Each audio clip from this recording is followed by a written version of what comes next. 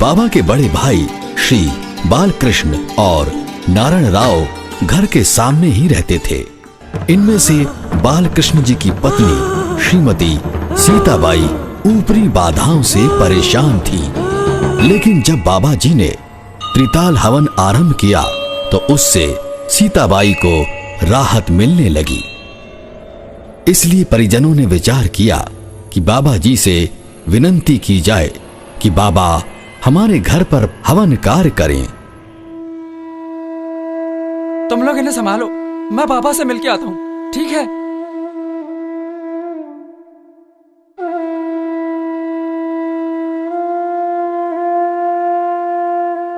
कहिए, कैसे आना हुआ?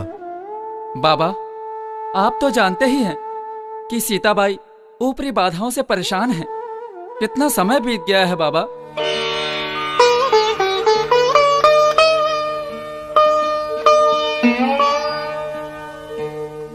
इसलिए हम दोनों आपसे ये प्रार्थना करते हैं, आप एक बार हवन कार्य कर दें ताकि सीताबाई को परेशानियों से मुक्ति मिले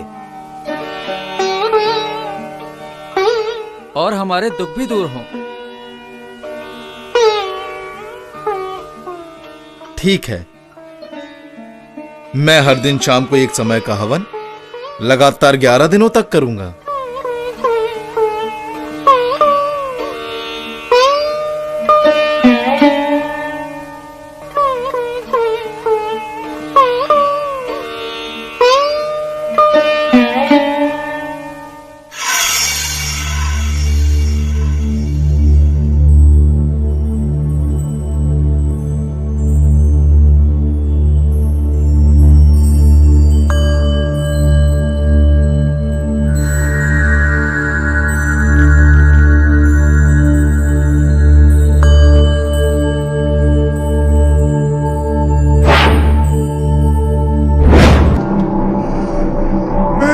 बर्बाद कर दूंगा।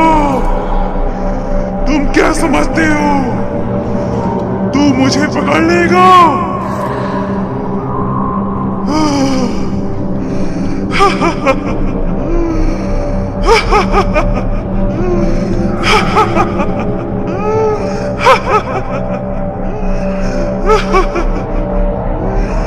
मेरा नाम सुल्ताना है। तू मुझे अभी जानता नहीं। मैं इमली के पेड़ पे रहती हूँ। इसने मुझे उजाड़ा है, मैं इसे उजाड़ दूंगी।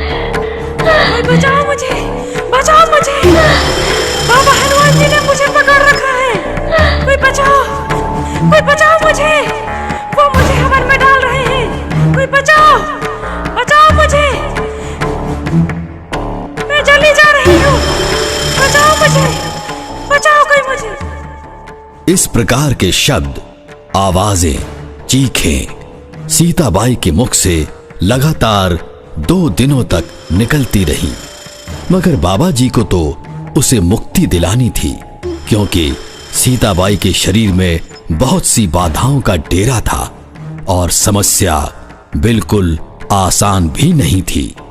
सीताबाई को असहनीय तकलीफें हो रही थी। बचाओ मुझे कोई, वो मुझे हवन में डाल रहे हैं। बचाओ कोई, बचाओ। देखो मैं जली जा रही हूँ। मुझे बचाओ कोई।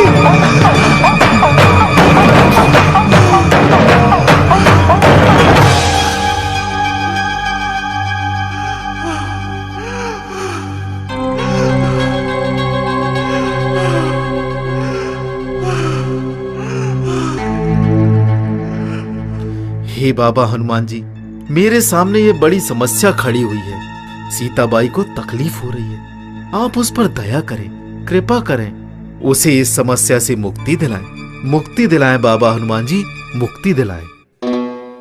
मैं पार्वती हूँ। बाबा हनुमान जी मुझे कैलाश बुलाने आए और कहने लगे,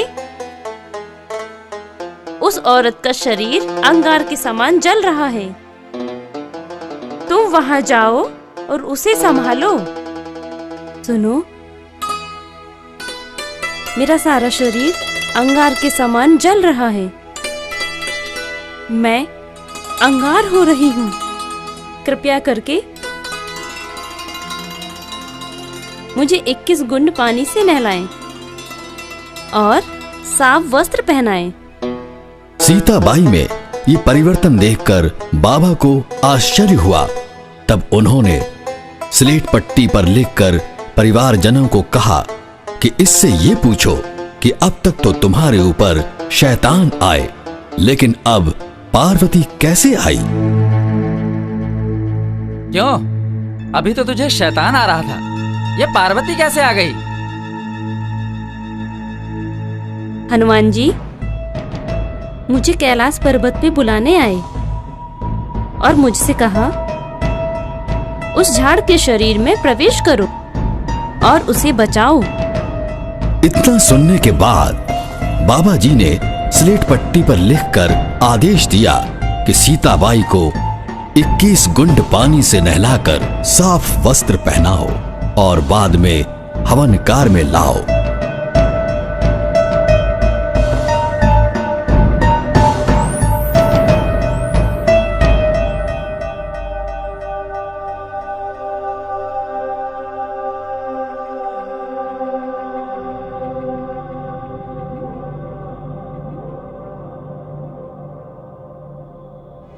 बाबा के आदेशानुसार सीताबाई को 21 कुंड पानी से नहलाकर उसे साफ वस्त्र पहनाए गए।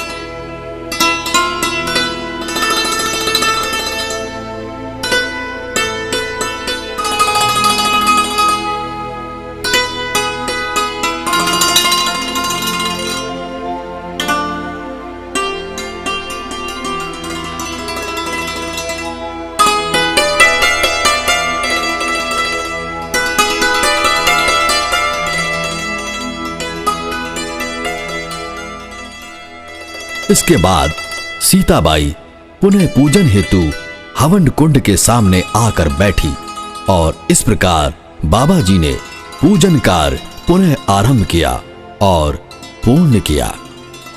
हनुमान जी के आशीर्वाद, कृपा और बाबा जी के अथक परिश्रम का प्रसाद पाकर वो पूर्ण स्वस्थ हुई और उस दिन से सीताबाई के शरीर में कोई बाधा नहीं आई।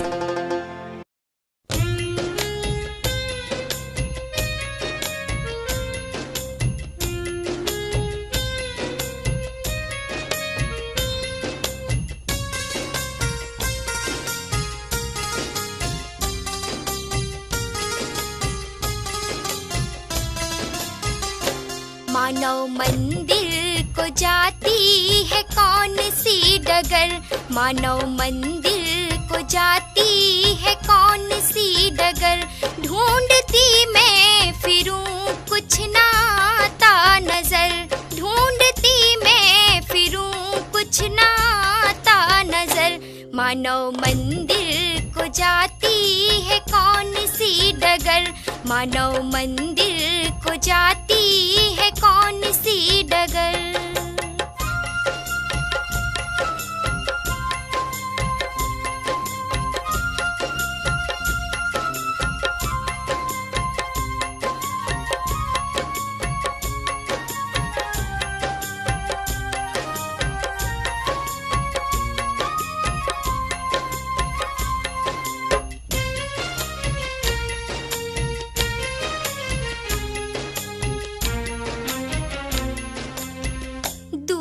बड़ी है नागपुर सहरिया, मैं मूर्ख इसकी राह न जानूं।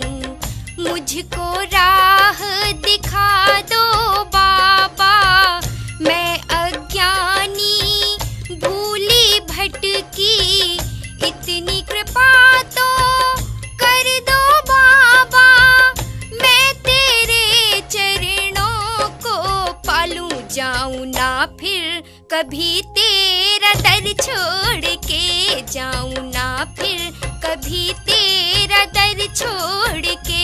ढूंढती मैं फिरूं कुछ ना आता नजर, ढूंढती मैं फिरूं कुछ ना आता नजर। मानव मंदिर को जाती है कौन सी डगर।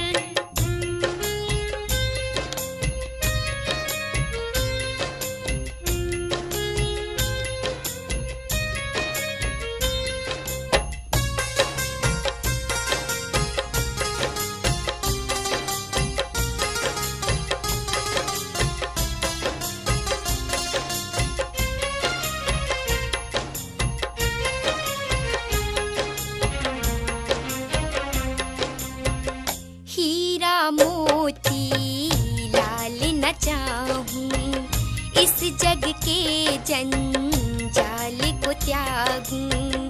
हर लो बाबा मन का अंधेरा, कर लो बाबा हृदय में डेरा। नाम तुम्हारा गाते गाते जीवन का तट आते आते, तेरी चौखट पे आऊं ये जग छोड़ के, तेरी चौखट पे आऊं ये जग छोड़ के। ढूंढती मैं फिरूं कुछ ना आता नजर, ढूंढती मैं फिरूं कुछ ना आता नजर। मानव मंदिर को जाती है कौन सी डगर।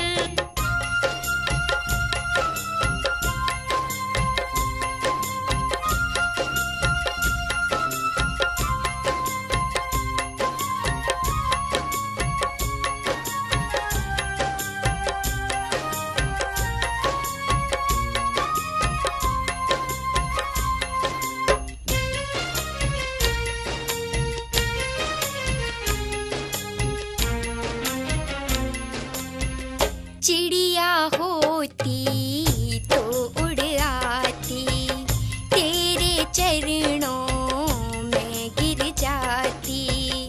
सारे भक्त तेरे द्वारे आते, बाबा उनको दरस दिखाते। मैं क्यों बाबा इतनी अभागी, अब तक मुझको क्यों है त्यागी। बाबा एक बार मुझको पिदर पे बुला, बाबा एक बार मुझको भी दर पे बुला। ढूंढती मैं फिरूं कुछ ना आता नजर, ढूंढती मैं फिरूं कुछ ना आता नजर। मानव मंदिर को जाती है कौन सी डगर। चूंकि यहाँ पर बाबा जी को 11 दिन हवन करना था, अतः 11वें दिन जब हवन कार्य चल रहा था, तब बाबा जी के पास वही व्यक्ति आया जिसने उन्हें ये दिव्य मंत्र व त्रिताल हवन की संपूर्ण विधि बतलाई थी। वो व्यक्ति बाबा के पास हवन के लिए बैठा रहा। हवन समाप्त होने पर उसने कहा,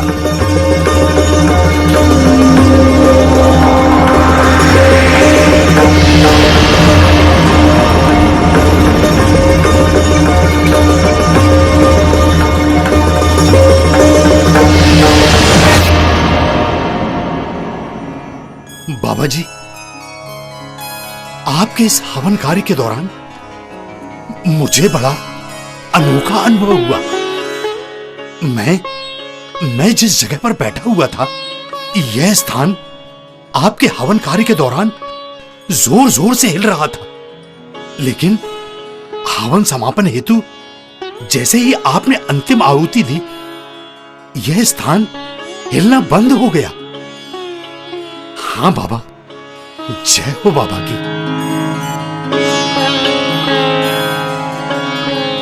उस व्यक्ति की बात सुनकर बाबा जी ने अनुमान लगाया कि इस घर से संपूर्ण प्रेत बाधा नष्ट हो गई है, घर पवित्र हो गया है। अब यहाँ परमेश्वर वास करेगा, हनुमान बाबा वास करेंगे।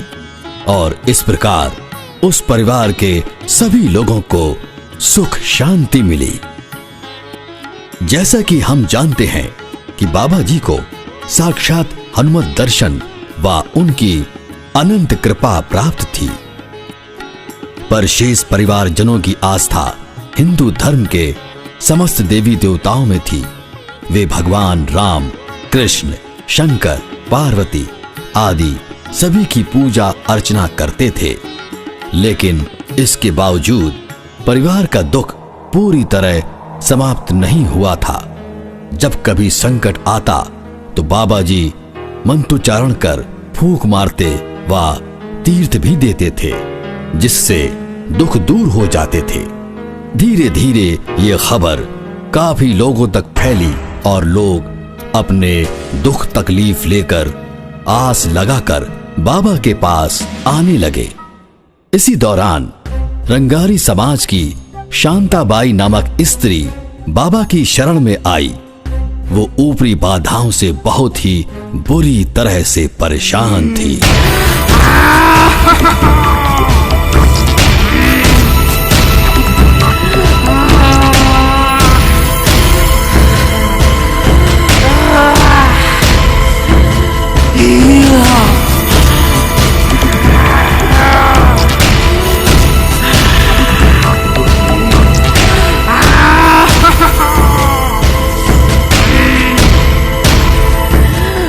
ऊपरी बाधा का उस स्त्री के ऊपर इतना ज्यादा प्रकोप रहता है कि वो स्त्री आवेश में आने पर स्वयं के गारों का मांस अपने ही हाथ के नाखूनों से खरोचती और खा जाती है, जिससे उसका चेहरा भयावह दिखाई देने लगता है।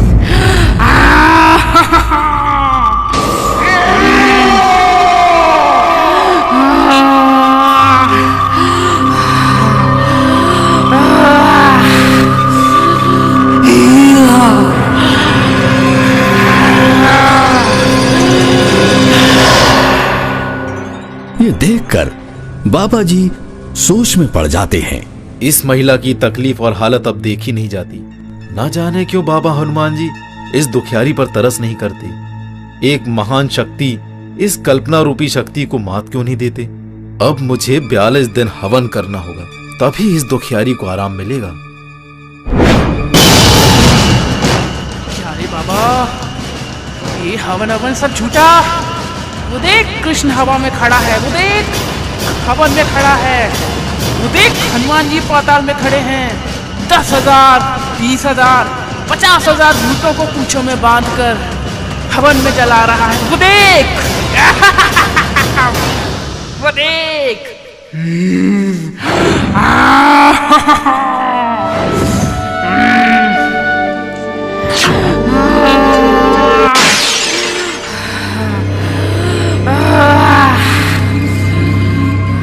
इस प्रकार जब ये स्त्री अरबों खरबों भूतों की बात बताती तो बाबा ने इस पर विचार किया कि आखिर इतनी बलाएं आती कहां से हैं। लगता है जितने लोग मरते हैं वे सब भूत शैतान बनते हैं और उन्हें मुक्ति नहीं मिलती। इसलिए उनको मुक्ति दिलाने के लिए परमेश्वरी कार्य करना बहुत महत्वपूर्ण है। इस प्रकार बाबा जी ने पूरे 42 दिन हवन विधि कर शांताबाई के शरीर में आने वाले भूत पिशाच निकाले। इस दौरान हवन की राख से शांताबाई के गालों के जख्म भी पूरी तरह भर गए और मांस निकालने की उसकी खतरनाक आदत भी समाप्त हो गई। परंतु कहते हैं भगवान की लीला निराली होती है, उसे भगवान ही जानते हैं। बाबा जी के इतने अथक परिश्रम के उपरांत भी शांताबाई के शरीर में पूरी तरह भूत आना बंद नहीं हुआ था। अगले दिन वो पुनः वैसी ही हरकतें करने लगी। बाबा ने काफी जी तोड़ प्रयास किया, लेकिन समाधान नहीं निकला और इस प्रकार सारा दिन बीत गया। शाम भी हो चली, रात होने लगी। तब बाबा जी ने ये विचार किया, समझ में नहीं आता कि ये कल्पना रूपी शक्ति साक्षात हनुमान जी जैसी महान शक्ति के सामने कैसे टिकी हुई है। इसका अर्थ यह है कि हनुमान जी भगवान राम, भगवान शंकर, देवी दुर्गा, इन सब देवताओं में इस तुच्छ सी कल्पना रूपी शक्ति को नष्ट करने का सामर्थ्य नहीं है। हे बाबा हनुमान जी, आप स्वयं साक्षात ईश्वर हैं। आपने समस्त देवी देवताओं से मेरा साक्षात्कार कराया है। आप इतनी विराट शक्ति होकर भी इस महिला में घुसे शैतान को निकाल नहीं सकते। यदि आप ऐसा नहीं कर सकते तो आप स्वयं मुझे ऐसा बतलाएं कि ऐसी कौन सी शक्ति है जो इन शैतानों को एक ही पल में निकाल देगी। इसके बाद बाबा हनुमान जी, मैं किसी भी देवता को नहीं मानूंगा।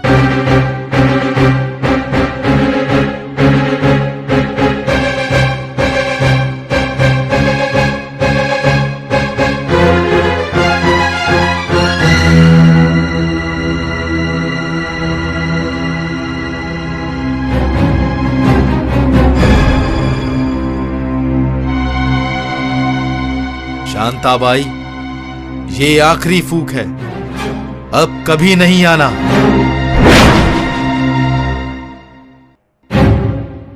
बाबा जी के संकल्प कि मैं इसके बाद किसी देवता को नहीं मानूंगा के पश्चात आपने जो प्रक्रिया की, उसके फल स्वरूप शांताबाई के शरीर से भूत हमेशा हमेशा के लिए निकल गया और वो ठीक होकर घर गई तो दोबारा वापस नहीं आई।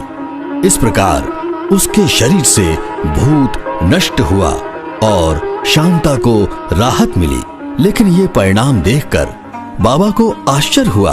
उनका ध्यान अपनी प्रतिज्ञा पर भी गया और वे सोचने लगे कि आखिर कौन सी ऐसी दिव्य शक्ति है जिसने उस बाई के शरीर का भूत नष्ट किया। मैं उस शक्ति को खोज कर ही रहूंगा। और इस प्रकार से बाबा जूमदेव जी को एक भगवंत प्राप्ति का मार्ग मिला, जो आगे जाकर बाबा जी के अनुयायियों के लिए एक दिव्य सिद्धांत व संदेश बना। हे बाबा हनुमान जी, इस संसार में ऐसी कौन सी शक्ति है जो शैतान को एक ही पल में निकाल देती है। मैं तो अब बड़े धर्म संकट में फंस गया हूं कि भूत किसे कहें और भगवान किसे कहें। इसका स्पष्टीकरण कृपया करके समझा दीजिए। इतना प्रश्न पूछने के बाद बाबा को ऐसा अनुभव हुआ जैसे कि साक्षात हनुमान जी के मुख कमल से ये वचन प्रस्तुत हो रहे हैं। हे भक्त, वो एक ही परमेश्वर है जिसने सृष्टि का निर्माण किया है। वो एक ही जागृत शक्ति है जो निराकार है। वो 24 घंटे चैतन्य है। उसे प्राप्त करने के लिए 5 दिन हवन करना पड़ेगा। इसके बाद बाबा सुध बुध खो चुके थे। कुछ देर पश्चात बाबा जी ने निराकार अवस्था में ही घर के लोगों को संबोधित किया कि हम लोग 5 दिन हवन करेंगे। परिवार के सभी सदस्य सुनिए, अब हम 5 दिन हवन करेंगे।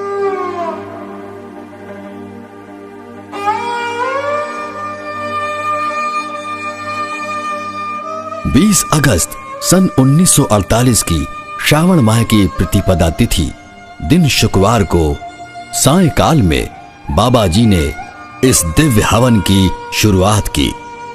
5वें दिन हवन समाप्त होते ही बाबा का तादात्म्य ईशलोक से ब्रह्मलोक में स्थापित हो गया।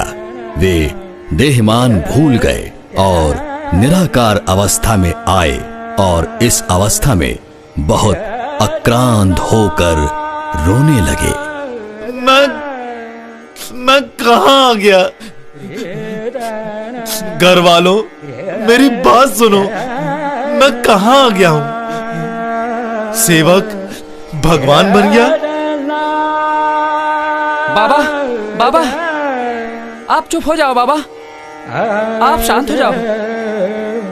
हवन समाप्त होते ही पुनः बाबा का शरीर घूमने लगा। उनका ब्रह्मांड चढ़ा और वे निराकार स्थिति में आए। कुछ समय बीतने के बाद उनके मुख कमल से ये उद्गार निकले। इस देश में जितने लोग भी हिंदू धर्म को मानते हैं, हिंदू धर्म के देवी देवताओं को मानते हैं, जैसे राम, कृष्ण, शंकर, सभी देवी देवता, ब्रह्मा, विष्णु, महेश, सभी औलिया जैसे साईं बाबा और समस्त धर्म गुरु। इस प्रकार विश्व के समस्त देवताओं का परिचय बाबा को प्राप्त हुआ। इनमें शेषनाग भी थे। ये संपूर्ण क्रिया पूरी होने के बाद बाबा के शरीर में एक भगवान आए और उस समय बाबा के श्रीमुख से ये उद्गार निकले। मैं सबका एक भगवान हूं। सेवक, तू मुझे कहां ढूंढ रहा है?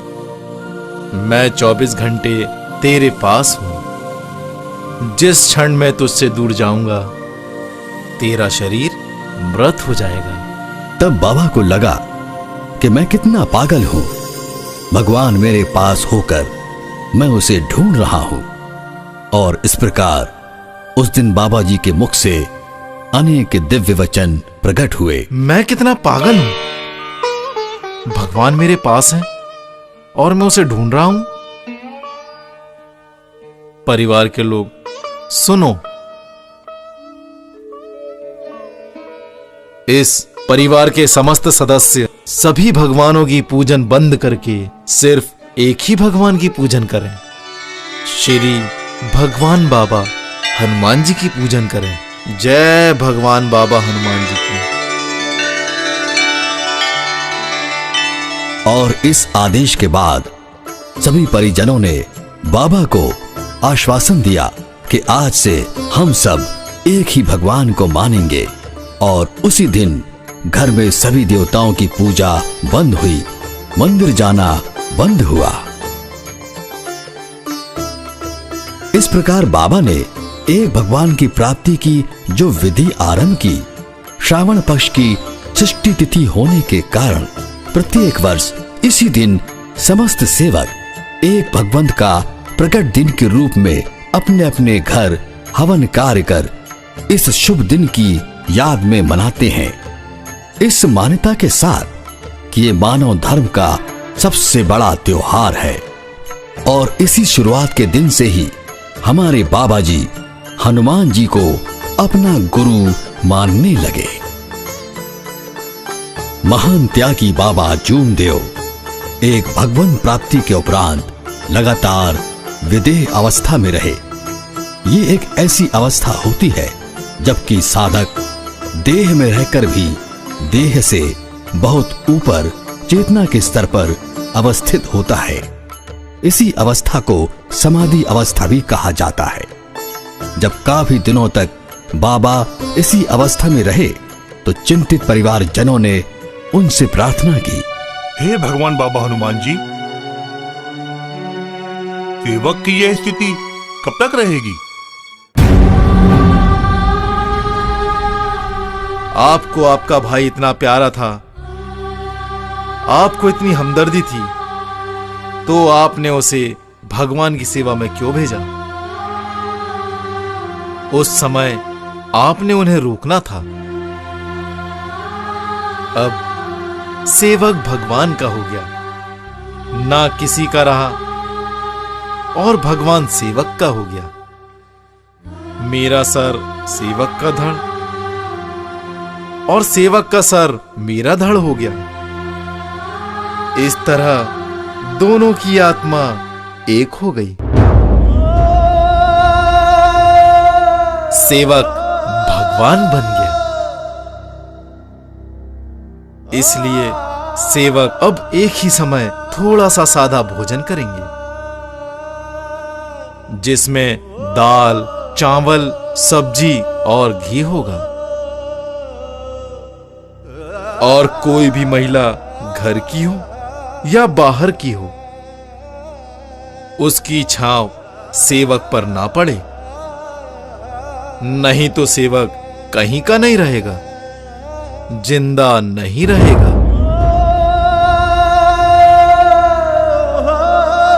प्रभु भगवान या भगवंत की ये प्रेरणा जब बाबा जी के मुख से प्रकट हुई तो इसमें समाज के लिए सेवा, समर्पण, श्रद्धा, स्वच्छता का एक महान संदेश विहित था, जिसे आज समाज में बहुत से लोग मानते हैं। बाबा विदेह अवस्था में होने पर रात दिन सारे विश्व में एक विशालकाय वृहद नेत्र को देखते थे। प्रकृति के विपरीत यदि ब्रह्मांड स्वरूप कोई वस्तु का आकार बन जाए तो स्वाभाविक है कि सामान्य मनुष्य घबराएगा। इसी प्रकार उस आसमान बराबर विशालकाय नेत्र को देखने की हिम्मत बाबा जी की नहीं होती थी। तब बाबा जी ने अपने बड़े भाई श्री बालकृष्ण जी से कहा, भैया भैया भैया भैया, मुझे इस घर पर महाकाय विशालकाय एक ही आंख दिखाई दे रही है, जिसे देखकर मुझे डर लग रहा है भैया। मैं वो आंख देख नहीं सकता भैया। भैया,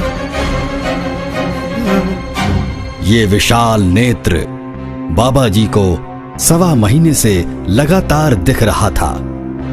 अपने भाई बालकृष्ण के यहां भी बाबा नींद से जाग जाते थे, क्योंकि उन्हें बाबा हनुमान जी की बहुत बड़ी आकृति दिखती थी।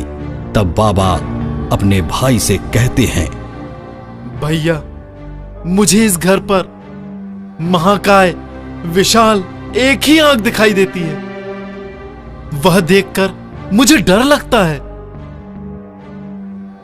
इसलिए वह आंख मैं नहीं देख सकता।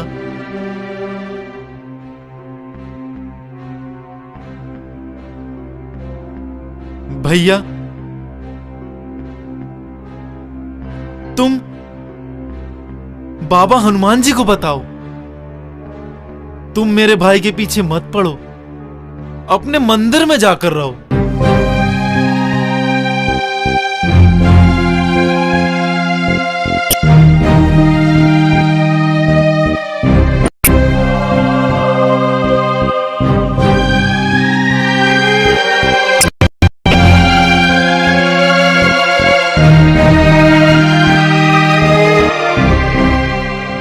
हे बाबा हनुमान जी, मैं आपसे विनती करता हूं, आप मेरे भाई के पीछे मत पड़ो।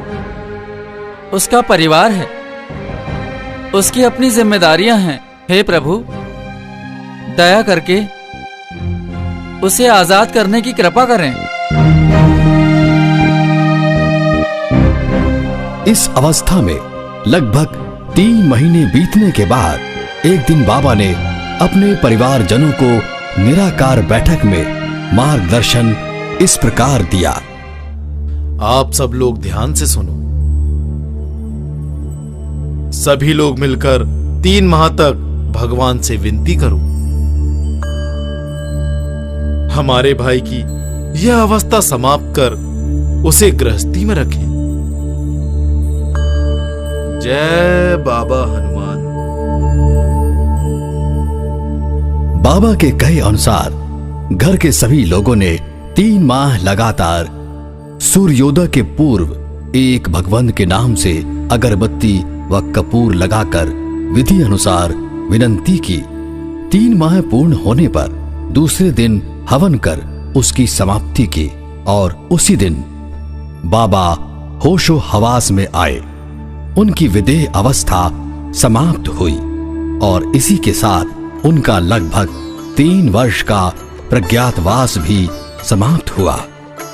इसके बाद बाबा की कीर्ति चारों ओर फैलने लगी। दूर दूर से आकर लोग उनके सेवक बनने लगे।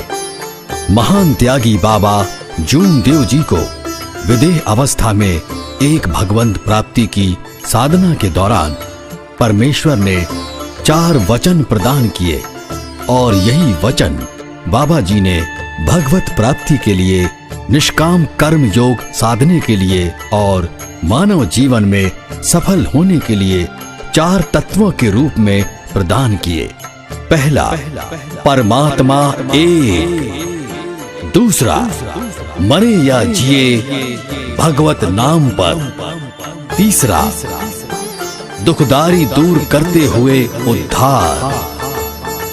चौथा, इच्छा अनुसार भोजन। बाबा द्वारा प्रदत्त 3 शब्द इस प्रकार हैं। पहला, सत्य बोलना। दूसरा, मर्यादा का पालन करना। तीसरा, प्रेम के साथ व्यवहार करना। वर्तमान संदर्भ में देखा जाए तो बाबा द्वारा प्रदत्त ये 3 शब्द इतने प्रासंगिक हैं कि यदि मानव मात्र इन्हें अपना ले तो जीवन स्वर्ग सा बन जाए। इसी प्रकार 5 नियम दिए जो इस प्रकार हैं। पहला, ध्येय से एक भगवंत मानना। दूसरा, सत्य, मर्यादा, प्रेम, सेवकों और परिवार में स्थापित करना। तीसरा, अनेक बुरे व्यसन बंद करना जिसमें वर्तमान समय की सारी बुराइयां शामिल हैं। चौथा, परिवार और सेवकों में एकता कायम करना।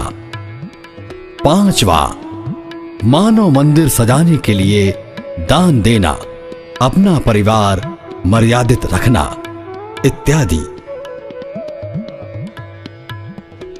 महान त्यागी बाबा जूमदेव जी ने एक परमेश्वर प्राप्ति के बाद मानव धर्म स्थापन किया।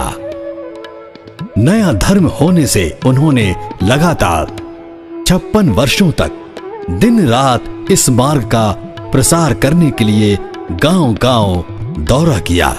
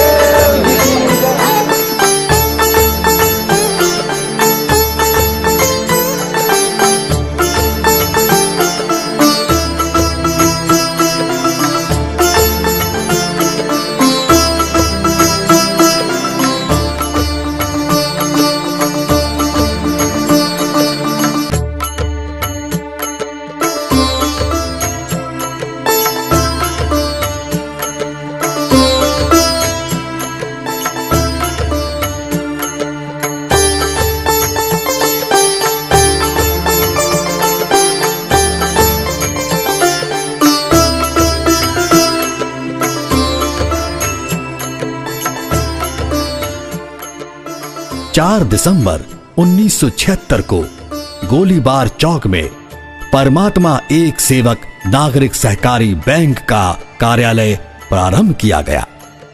तत्कालीन महाराष्ट्र राज्य के सहकार मंत्री श्री रामकृष्ण जी बेद की अध्यक्षता में और Shri VM Joglekar retired director Maharashtra राज्य सहकारी बैंक मुंबई की प्रमुख उपस्थिति में बैंक के संस्थापक महान त्यागी बाबा जूमदेव जी के बैंक का उद्घाटन संपन्न हुआ। आर्थिक लाभ की प्राप्ति जैसी कल्पना साकार होने के उपरांत बाबा जी ने इस ओर भी ध्यान दिया कि सेवकों की मूलभूत आवश्यकताएं आसानी से कैसे पूरी हों। विकास के इस क्रम में 1 अक्टूबर 1978 को बाबा जी के मार्गदर्शन और आशीर्वाद से वह विदर्भ बुनकर सहकारी संस्था नागपुर के अध्यक्ष सोमाजी बाबूराव जी बुर्डे की अध्यक्षता में उद्घाटन व डेयरी के कार्य की नियमानुसार शुरुआत हुई। इसके बाद दिसंबर 1978 में इसी क्षेत्र के 27 सेवकों को परमात्मा एक सेवक नागरिक सहकारी बैंक नागपुर से 75,000 रुपए की भैंसें वितरित की गई।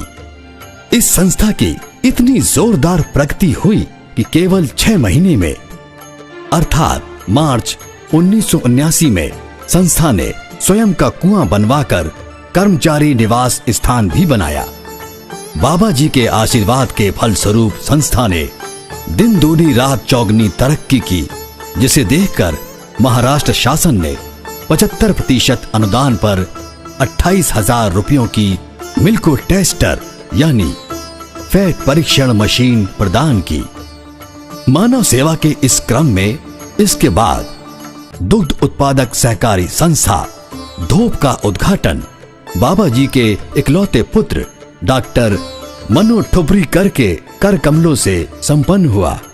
बाबा जी के सेवकों की संख्या को ध्यान में रखते हुए किसी भी कार्यक्रम को करने हेतु कोई भी जगह किराए से लेने पर छोटी पड़ती थी। इसलिए मंडल के सेवकों के सहयोग से मानव मंदिर बनाने का संकल्प पूज्य बाबा जी के मार्गदर्शन में 15 फरवरी 1980 को लिया गया। लगातार 2 वर्षों तक सेवकों की अथक मेहनत, प्रयास व लगन से संपूर्ण भवन यानी मानव मंदिर निर्मित हुआ, जिसका वास्तु पूजन 25 नवंबर 1986 को महान त्यागी बाबा जूमदेव जी के कर कमलों से संपन्न हुआ।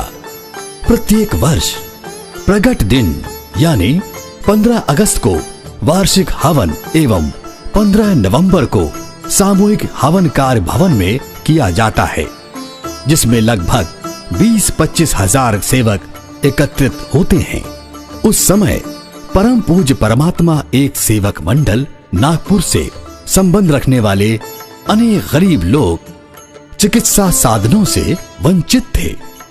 इसी उद्देश्य को सामने रखकर मंडल द्वारा धर्मार्थ अस्पताल खोलने का निर्णय लिया गया और पुनः मंडल की आर्थिक परिस्थिति को देखते हुए मानव मंदिर भवन के रूम नंबर 5 में धर्मार्थ अस्पताल का उद्घाटन किया गया।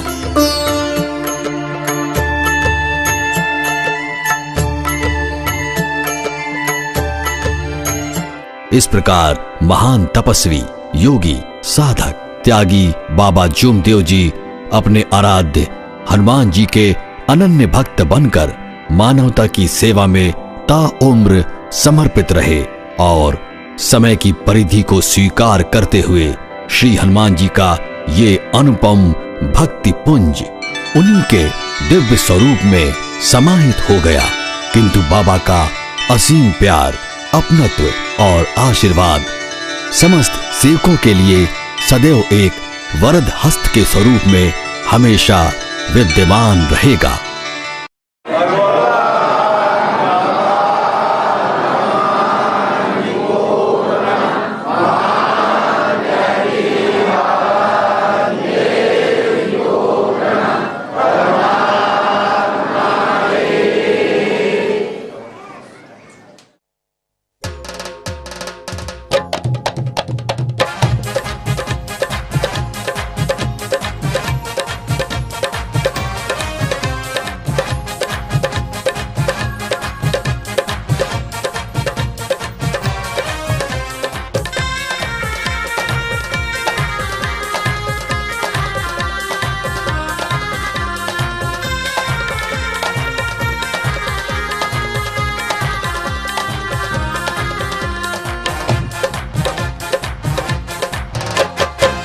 बाबा जुमदेव के द्वारे भक्त सब नाच रहे।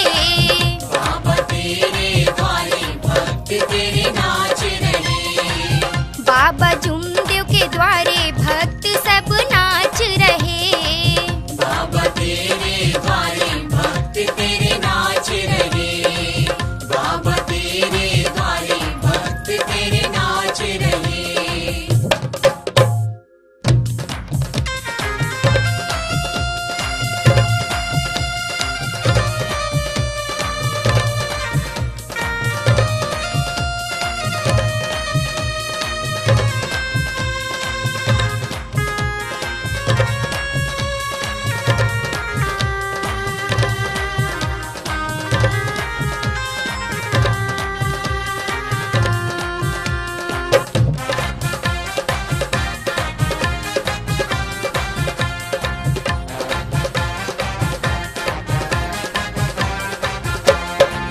झूमे धरती झूमे अंबर, झूमे धरती झूमे अंबर।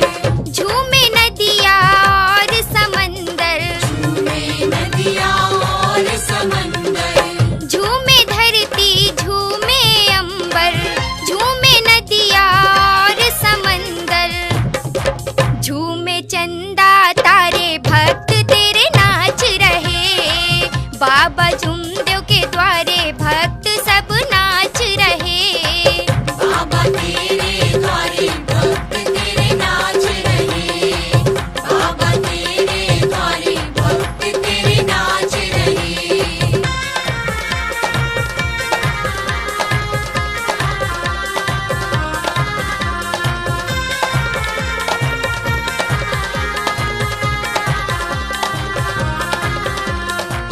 बाजे ढोल और शहनाई। बाजे ढोल और शहनाई। बाबा सजी तेरी अंगनाई। बाबा सजी तेरी अंगनाई। बाजे ढोल और शहनाई। बाबा सजी तेरी अंगनाई। गूंज रहे झंकारे भक्त तेरे नाच रहे। बाबा जुमदेव के द्वारे भक्त सब नाच रहे। बाबा तेरे द्वारे भक्त तेरे नाच रहे।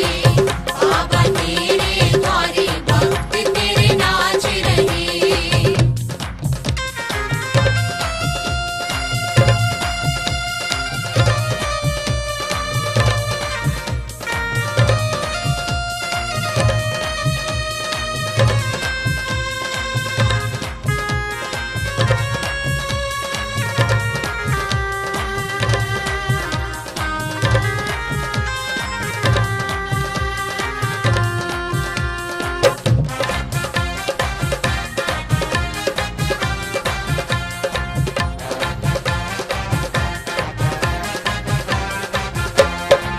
तेरी चौखट को सब चूमे। तेरी चौखट को सब झूमे।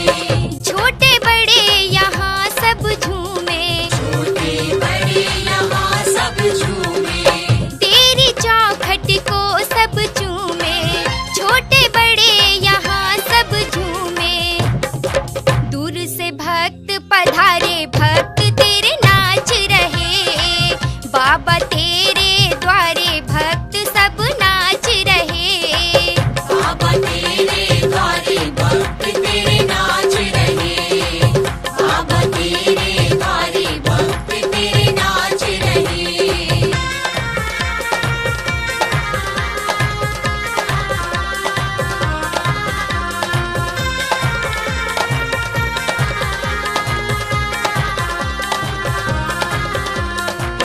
बहे पवन पावन पुरवाई। पवन पावन पुरवाई। बरसे मेघ सावन ऋतु आई। बरसे मेघ सावन ऋतु आई। बहे पवन पावन पुरवाई। बरसे मेघ सावन ऋतु आई। नदिया लेत हिलोर